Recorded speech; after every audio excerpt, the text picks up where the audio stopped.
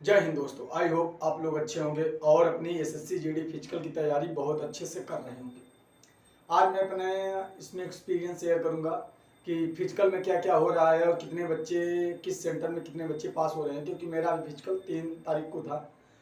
तो मैं उसमें फिजिकल क्वालिफाइड हूँ। उसके बारे में मैं बात करूंगा कि उसमें सबसे पहले क्या क्या चीज़ें डॉक्यूमेंट लग रहा है और क्रूशियल डेट क्या होनी चाहिए।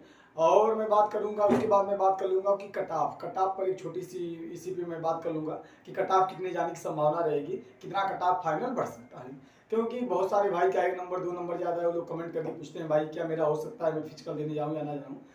और फिजिकल देने क्यों जाना है उसके बारे में भी बात करूंगा, क्योंकि उसके लिए आपको बहुत अच्छा एक कॉन्फिडेंस आएगा। तो सबसे पहले अगर आप लोग चैनल पे नए हैं तो आप लोग चैनल को सब्सक्राइब कर लें ताकि जो भी अपडेट हो आपको सबसे पहले मिलता रहे।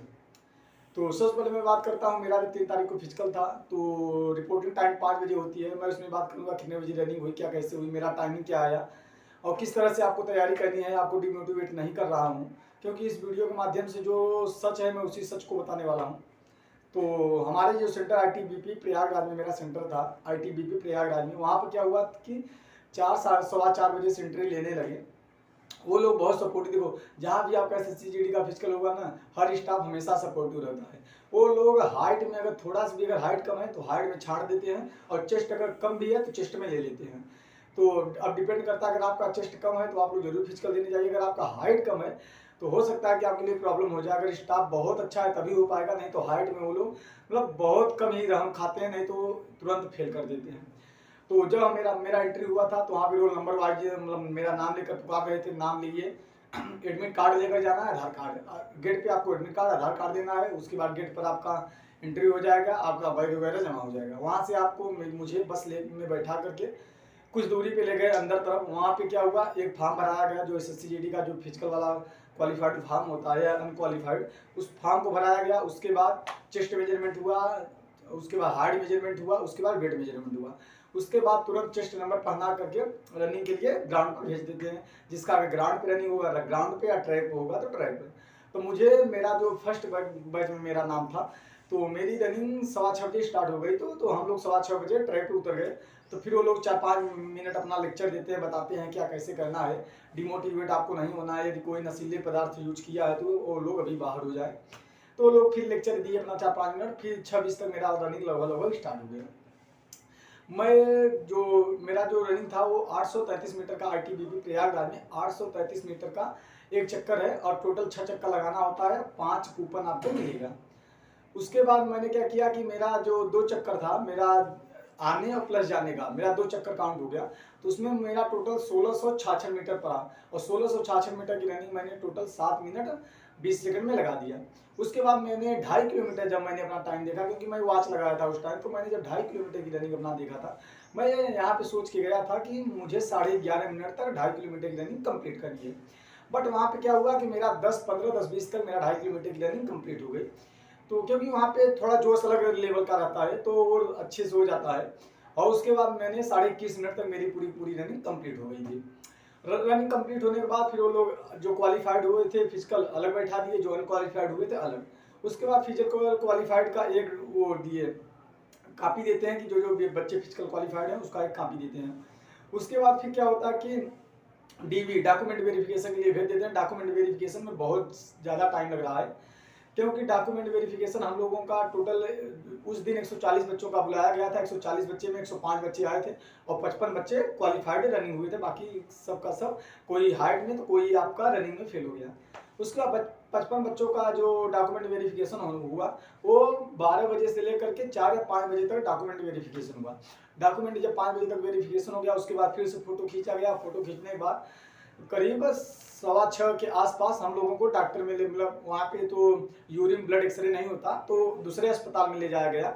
एक प्रयागराज में ही है, कोई आर्मी कैंप करके है, वहाँ पे हम लोगों को बस में बैठा करके 6:15 के आसपास रात शाम को वहाँ आर्मी कैंप में ले गए। वहाँ पे फिर ब्लड यूरिन और एक्सरे हुआ। उसके बाद हम लोगों को पुनः आईटीबीपी प्रयागराज पर ला करके 10:30 बजे वो लोग छोड़ दिए। और उसके बाद दूसरे दिन मेडिकल होना था। तो मेडिकल होने के लिए फिर अब रात में 10:30 बज गया था, तो बच्चा कहाँ जाए, तो सब कोई ज़्यादातर गेटी पे अपना रात बिताया। उसके बाद दूसरे दिन मेडिकल हुआ। और मैं बात करता हूँ मेडिकल का क्या रिस्पॉन्स आ रहा है आईटीबीपी प्रयागराज में। तो क्योंकि देखो जो आपका 55 बच्चे क्वालिफाइड हुए थे उसमें से तो 2 बच्चे डॉक्यूमेंट में छट गए थे और उसके बाद बचे 53 बच्चों का मेडिकल हुआ। 53 बच्चों में 2 बच्चे दूसरे दिन नहीं आए, टोटल 51 बच्चे आए। 51 बच्चे में 36 बच्चों मेडिकल ग्राउंड फिट थे और 11 बच्चों को रीमेडिकल दे दिया गया। अब बात कर लेते हैं कि रीमेडिकल किस किस पॉइंट में दिया जा रहा है। तो एक बच्चे को कान में दिया गया था और 3 बच्चे को आंख में दिया गया था। जो दूरी वाला डिस्टेंस होता है 6x6 और 6x9 में, वो चीज़ पढ़वाया जाता। तो 3 बच्चों का रीमेडिकल उसमें मिल गया था और एक बच्चे का ओवरवेट में मिल गया था। और मतलब कि बहुत इसी तरह से मतलब बहुत रेयर केस में ही रीमेडिकल मिल रहा है। बाकी जो और जिसका रीमेडिकल हमारे हिसाब से आईटीबीपी में मिलेगा वो हमारे हिसाब से क्वालिफाइड नहीं हो सकता। उसके बाद बात कर लेते हैं कि और सारे पॉइंट मिले था। एक बच्चा का ब्लड प्रेशर इतना हाई था कि वो सुबह से लेकर शाम तक उसका ब्लड प्रेशर ही हाई था, जितने भी बार नाप रहे थे लास्ट में उसको भी पास कर दिए। एक बच्चे का कैरी एंगल था, कैरी एंगल में थोड़ा प्रॉब्लम था तो उससे बोले तुम डिप्स मार दो, तुम्हें मैं फिट कर दूंगा। तो वो बच्चा डिप्स मार दिया तो उससे भी फिट कर दिए। मतलब आईटीबीपी प्रयागराज में इतना अच्छा मेडिकल हो रहा है ना कि जो बच्चा अगर अनफिट भी है, अगर उसका किस्मत साथ दिया तो फिट हो जा रहा है।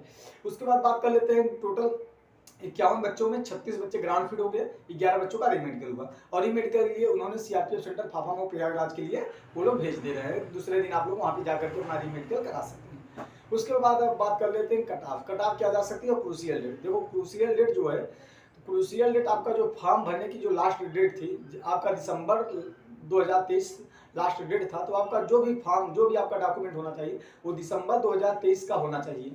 अगर उसके बाद अगर आप लोग 2024 का कोई भी डॉक्यूमेंट ले जाते हैं, अगर वहाँ पे अधिकारी आपका नहीं ध्यान देता, अगर आपका वो अधिकारी ले भी लेता है किसी कारणवश से, क्योंकि कभी कभी नहीं ध्यान दे पाते अधिकारी, अगर वो डॉक्यूमेंट आपका ले लेंगे बट आपको ज्वाइनिंग टाइम आप जरूर रीसिलेक्ट हो जाएंगे, आपको तुरंत वहाँ से बाहर कर दिया जाएगा। क्योंकि ज्वाइनिंग टाइम वो बारीकी से हर चीज़ बारीकी से चेक किया जाएगा और उस टाइम में आप लोग डिस्क्वालीफाई हो जाएंगे। इसलिए अगर आप लोगों के पास डॉक्यूमेंट पहले का है तो ठीक, और नहीं है तो आप लोग छूट वगैरह मत लीजिए। जो आपको डॉक्यूमेंट है आप क्रूशियल डेट का ही डॉक्यूमेंट दीजिए। अगर आप लोग क्रूशियल डेट का डॉक्यूमेंट के बाद देते हैं, जैसे आप जनवरी 2024 का देते हैं, तो हो सकता है कि आपको ज्वाइनिंग टाइम प्रॉब्लम हो जाएगी, तो फिर आपका लाइफ पूरी टाइम बर्बाद हो जाएगी। उसके बाद अब बात करते हैं कट ऑफ किया जा सकती है। तो अभी तक हमारे हिसाब से जनरल और ईडब्ल्यूएस वालों की फिजिकल समाप्त हो चुका है मेडिकल, और अभी साथ चल भी रहा है, और ओबीसी वालों का भी फिजिकल स्टार्ट हो चुका है। तो मैं बात कर लेता हूँ कि फिजिकल में जो जनरल और ईडब्ल्यूएस और ओबीसी वाले जितने बच्चे हैं उसमें मैं बात करूंगा, जैसे उत्तर प्रदेश हो गए, राजस्थान, हरियाणा, बिहार। मैं इन 4 स्टेट का बारीकी से बात करूंगा, क्योंकि अदर राज्य का तो मुझे नहीं मालूम, क्योंकि अदर राज्य में हो सकता है कि कट ऑफ 2 नंबर 3 नंबर ही फाइनल बढ़े। बट मुझे 3 राज्यों का अच्छे से मालूम है, यूपी, हरियाणा, बिहार, राजस्थान।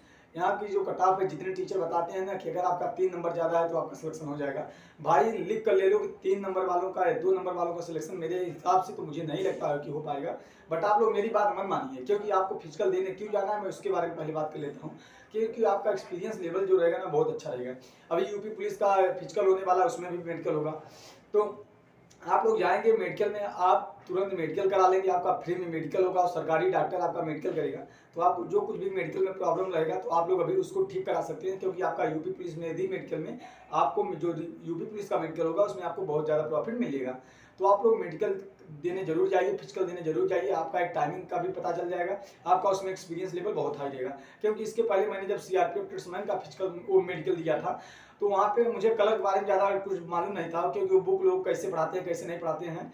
तो मुझे बहुत डर लग रहा था कि वो कलर विजन वाला मेरा होगा या नहीं होगा, क्योंकि मैं इसके पहले कभी मेडिकल दिया ही नहीं था।